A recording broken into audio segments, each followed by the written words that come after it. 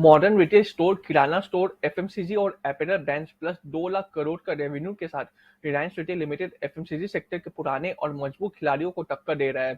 अंबानी की Reliance retail limited Britannia, HUL, Nestle and Dabur को टक्कर देने के लिए एफएमसीजी सेगमेंट में एंट्री कर चुकी है और ये सिर्फ शुरुआत है अभी रिलायंस की तरफ से। रिलायंस रिटेल लिमिटेड की पीओएस मशीन और जियो मार्ट के ऐप के हेल्प से लोकल किराना स्टोर्स को आसपास के एरिया से अच्छे ऑर्डर्स मिलते हैं, जिससे लोकल किराना स्टोर्स की रेवेन्यू काफ़ी ज़्यादा बढ़ चुकी है और उनको डायरेक्ट आने वाले कस्टमर्स पर डिपेंड नहीं होना पड़ रहा है इनकम कमाने के लिए, क्योंकि उनको रिलायंस के थ्रू हेल्प मिल जा रहा है।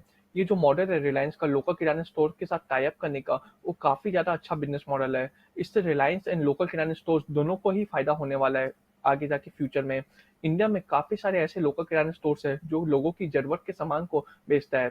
इसलिए वो लोकल किराना स्टोर्स को ब्रांडेड स्टोर्स में कन्वर्ट ना करके जियो मार्ट उनके साथ डायरेक्ट टाई अप कर ले रहा है, लोगों तक सामान पहुंचा रहा है, जो कि काफ़ी कॉम्पिटिटिव बिजनेस मॉडल है एंड काफ़ी ज़्यादा अच्छा बिजनेस मॉडल है। और आज तक आप ये देखेंगे कि एफएमसीजी सेक्टर के दिग्गजों ने भी ये मॉडल नहीं अपनाया, इसलिए उन सारे कंपनियों को काफ़ी बड़ा झटका मिला है रिलायंस के एफएमसीजी सेगमेंट में एंट्री करने से। इस बिजनेस मॉडल से देश के कोने कोने में कस्टमर्स के पास सामान पहुंच सकता है आसानी से जियो मार्ट के ऐप के थ्रू। जियो मार्ट, रिलायंस फ्रेश, स्मार्ट बाजार, रिलायंस डिजिटल और रिलायंस ट्रेंड के जरिए रिलायंस ने रिटेल सेगमेंट में अपना दबदबा बनाया है और 17,000 ब्रांडेड आउटलेट्स रिलायंस ने खोले हैं। यानी कि आप ये समझ सकते हैं कि रिलायंस एक छोटे से खाने के सामान से लेकर एक बड़ा लग्जरी प्रोडक्ट भी बेचता है। और कहानी यहीं नहीं रुकती है, क्योंकि रिलायंस की जो जड़ें हैं, रिलायंस की जो रूट्स है, वो telecom industry, micro finance industry और अलग अलग बिजनेस के रूप में रिलायंस इंडस्ट्री में इन्वॉल्व है। आपको बता दूं कि 2020 में रिलायंस रिटेल ने जियो मार्ट के लॉन्च के साथ ई कॉमर्स इंडस्ट्री में अपना कदम रख चुका है और अब तक 3 मिलियन किराना स्टोर्स के साथ टाई अप कर चुका है जियो मार्ट। रिलायंस रिटेल हर महीने 1.5 लाख लोकल किराना स्टोर्स के साथ टाई अप कर रहा है और फ्यूचर में उनका एम है कि वो 1 करोड़ लोकल किराना स्टोर्स के साथ हर मंथ टाई अप करने वाले हैं, क्योंकि रिलायंस पूरे इंडिया में अपना प्रेजेंस को दिखाना चाहते हैं और आने वाले नेक्स्ट 5 ईयर्स में 7,500 सिटीज एंड 5 लाख विलेजेस में अपने बिजनेस को एक्सपेंड करना चाहता है रिलायंस। रिलायंस डिजिटल में 45% का ईयर ऑन ईयर ग्रोथ होते हुए दिखा एंड जियो मार्ट की वजह से रिलायंस रिटेल में 65% का ईयर ऑन ईयर ग्रोथ होते हुए दिखा। रिलायंस रिटेल रिटेल के एफएमसीजी सेगमेंट में ग्रोथ का मेन कारण है लोकल किराना स्टोर से टाई अप।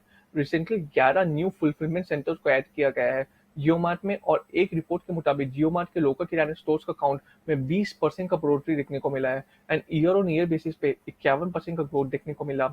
अब रिलायंस की नज़र एफएमसीजी सेक्टर पर भी है और रिलायंस का ये एम है कि वो मिलियंस ऑफ स्मॉल मर्चेंट को इंटीग्रेट करे और अपने बिजनेस का पार्ट बनाए, ताकि ज़्यादा से ज़्यादा लोगों तक रिलायंस रिटेल पहुंच सके, जिससे कस्टमर्स लोगों को कम प्राइस में सामान मिल सके एंड रिलायंस को फायदा हो उससे। एचयूएल, डाबर, ब्रिटानिया और नेस्ले अपने प्रोडक्ट्स को कस्टमर तक पहुंचाने के लिए डिस्ट्रीब्यूशन चैनल के ऊपर डिपेंडेंट है। प्रोड्यूसर एफएमसीजी प्रोडक्ट्स को होलसेलर एंड डिस्ट्रीब्यूटर के थ्रू रिटेलर्स तक पहुंचाते हैं, लेकिन रिलायंस अपने प्रोडक्ट्स को डायरेक्ट रिटेलर्स तक पहुंचाता है, जिससे रिटेलर्स को मार्जिन काफ़ी अच्छा मिलता है और रिटेलर्स को कम दाम में सामान दे पाता है रिलायंस। इस वजह से 2.5% से 8% तक का मार्जिन बचता है। कॉस्ट सेविंग और मार्जिन को सेव करने के साथ साथ रिलायंस को कस्टमर का फर्स्ट हैंड कस्टमर डेटा भी मिल जाता है। जनरली एफएमसीजी सेगमेंट में डिस्ट्रीब्यूटर्स रिटेलर्स को उधार में माल बेचते हैं, लेकिन रिलायंस रिटेलर्स को ये क्रेडिट फैसिलिटी जियो फाइनेंशियल सर्विस के थ्रू दे रहा है। इससे रिलायंस को डबल फायदा हो रहा है। लास्ट 2 साल में रिलायंस ने जियो मार्ट के थ्रू 20 लाख से भी ज़्यादा स्मॉल रिटेलर्स के साथ टाई अप किया है और इसलिए जियो मार्ट ने व्हाट्सएप के साथ टाई अप किया है, मतलब कि कस्टमर्स डायरेक्ट व्हाट्सएप के थ्रू अपने प्रोडक्ट्स को परचेस कर सकते हैं। जियो टेलीकॉम के 40 करोड़ से भी ज़्यादा एक्टिव यूजर्स है, मतलब इंटरनेट की facility even day to day necessary की फैसिलिटी रिलायंस ही आपको प्रोवाइड करेगा। रिलायंस अब टेलीकॉम इंडस्ट्री के साथ साथ एफएमसीजी सेगमेंट में भी डोमिनेट करने वाला है। हाल ही में रिलायंस ने metro cash and carry India को भी एक्वायर किया है, जो कि रिलायंस को हेल्प करेगा टायर 1 एंड मेट्रो सिटीज में अपने एफएमसीजी बिजनेस को एक्सपेंड करने में। मेट्रो कैश एंड कैरी को रिलायंस ने 2850 करोड़ में खरीदा है और 31 लार्ज फॉर्मेट स्टोर्स है मेट्रो कैश एंड कैरी के 21 सिटीज में, जिसमें से 3 मिलियन B2B कस्टमर्स है और 3 मिलियन कस्टमर में से 1 मिलियन कस्टमर ऐसे हैं जो फ्रिक्वेंटली बाई करते हैं और इनका आधा से ज्यादा store metro cash and carry India का साउथ इंडिया में है।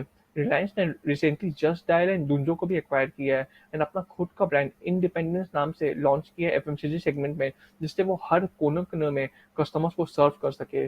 रिलायंस ने मेलिबन बिस्किट के साथ भी टाई अप किया है, जो कि लार्जेस्ट बिस्किट मैन्युफैक्चरर है श्रीलंका में, और इस डील से एक वीक पहले रिलायंस ने गुजरात के सोस्टी हजूरी बेवरेजेस के 50% स्टेक को एक्वायर किया है और Campa Cola and lotus chocolate को भी एक्वायर किया है। रिलायंस ने माई जियो सुपर ऐप लॉन्च किया है।